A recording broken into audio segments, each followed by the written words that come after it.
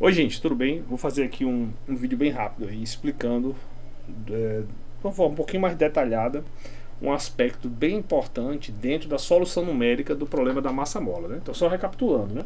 A cadeia de massa-mola é uma cadeia onde você tem N massas, tá?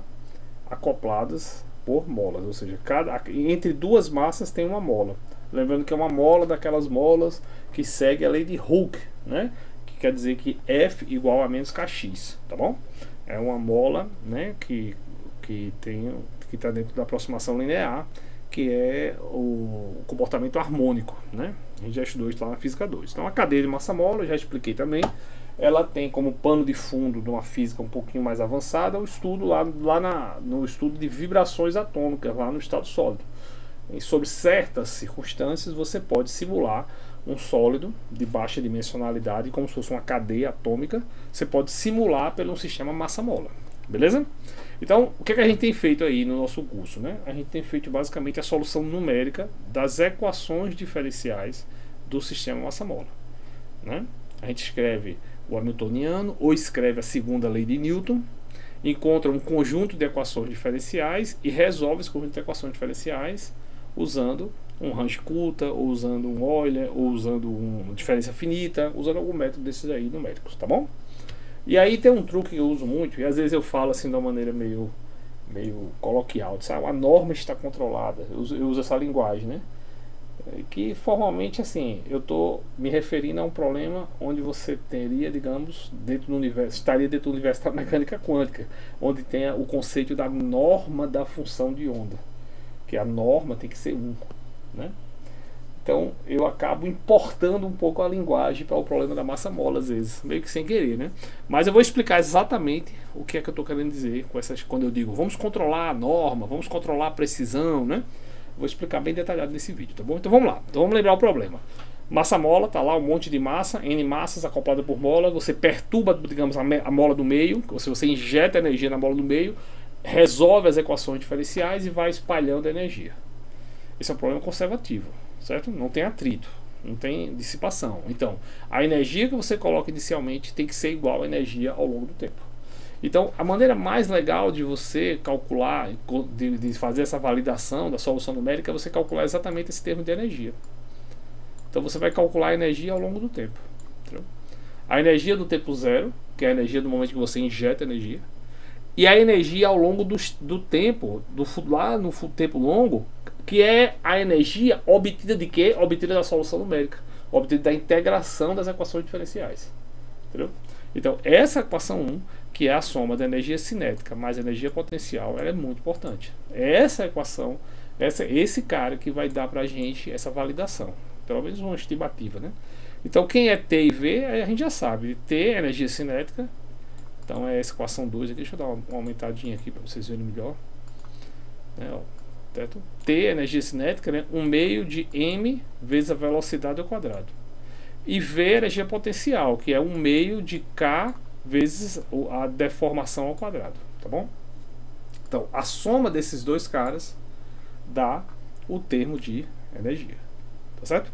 Então a gente vai calcular essa razão aqui. Essa razão é que vai dizer pra gente, né, o que é que está acontecendo. A gente vai calcular a razão entre a energia no tempo zero e a energia no tempo t. E a gente vai acompanhar essa função. Como é que a gente acompanha essa função? Quanto é que tem essa função? Se tiver conservação da energia no problema, essa função tem que ser 1. Então, se você subtrair 1 menos R, em módulo, isso daqui tem que ser 0. Ou algo muito próximo de 0. Entendeu? Então, gente, é esse a estratégia que a gente faz. A gente calcula essa razão. Observe que essa razão aqui é essa razão que às vezes eu chamo de norma. Por quê? Porque essa razão deveria dar 1. Porque se você tem conservação de energia, a energia no tempo zero é igual a energia no tempo t. Então essa razão deveria dar 1. Aí é a norma ser unitária que a gente tem, porque a norma da função de onda é a somatória, ou a integral do módulo ao quadrado da função de onda. Isso tem que dar 1. Isso é um termo probabilístico, tem que dar 1. Entendeu? Aí por isso que a gente chama de norma, né? A gente acaba chamando de a gente precisa manter essa conservação aí dessa norma da função de onda lá no sistema quântico é imprescindível. Aqui o equivalente à norma é essa razão aqui, que é o termo de conservação de energia. Então esse cara aqui C1 vai dizer se a energia está sendo conservada ou não. Entendeu? Por isso que às vezes eu, meio de uma forma meio coloquial, diz, vamos ver se a norma está conservada, né? Na verdade, a ideia seria, vamos ver se a energia está sendo conservada. Essa é mais ou menos o que seria a linguagem correta, né? Então pronto, então a gente calcula essa razão, põe nessa formulinha aqui, e esse ΔH, que é esse cara aqui, vai dizer pra gente se tem conservação de energia ou não. Tradicionalmente, bicho, nos meus artigos principalmente, eu considero que esse ΔH é algo muito pequeno. Algo assim, 10 a menos 7, 10 a menos 8, 10 a menos 9, 10 a menos 10, entendeu? Em geral, eu tento manter ele sempre 10 a menos 7 para baixo. Em boa parte dos meus problemas, ele é 10 a menos 9, 10 a menos 10. Muito raro chegar em 10 a menos 7, entendeu? Mas é isso. Então, o lance é calcular essa razão, certo? E botar aqui e calcular o ΔH. E esse cálculo do ΔH, você acompanha ao longo do tempo. Então, para tempo longo, ele tem que ficar da ordem de 10, né? De 10 a menos 7 ou menor. Entendeu? Então essa é mais ou menos quando às vezes tem alguns vídeos meus sobre o sistema clássico, eu falo, vamos ver se a norma está conservada, às vezes eu uso essa linguagem, né? É um certo, digamos assim, um abuso da linguagem, né? Eu estou trazendo a linguagem lá da mecânica quântica para cá, mas é isso que eu estou querendo dizer, entendeu? Eu estou querendo ver se a conservação da energia foi mantida no meu programa. Isso vai dizer se o programa está errado e vai dizer também se o programa ele é, digamos, muito fraco como integrador. Por exemplo, um Runge-Kutta de quarta ordem, ele vai conservar bem a energia. Um Euler vai conservar quase nada. Um Euler, para pouco tempo, a conservação da energia já vai embora. Um Runge-Kutta de quarta ordem, não. Você consegue manter esse ΔH aqui pequenininho por tempo bem mais longo. Por quê? Porque é um integrador melhor. Então essa é uma técnica de você meio que indiretamente detectar o erro, né, ou a quantidade de erro que tem no seu método numérico, entendeu? Então é isso. Então basicamente é isso, gente. Calcula a energia, que é basicamente a soma da energia cinética potencial, divide o H no tempo zero, que é a energia no tempo zero, pelo H de T, e essa razão tem que ser da ordem de 1. Ou seja, um módulo de 1 menos essa razão tem que dar 0. Ou algo aí da ordem 10 a menos 7, 10 a menos 8.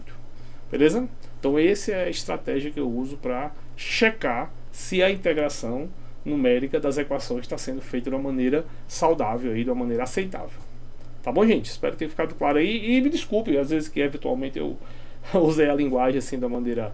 Eu misturei, né? A linguagem que eu uso na mecânica quântica com a linguagem que eu uso na mecânica clássica. Infelizmente acontece. Mas basicamente é isso que eu estou querendo explicar para vocês, entendeu?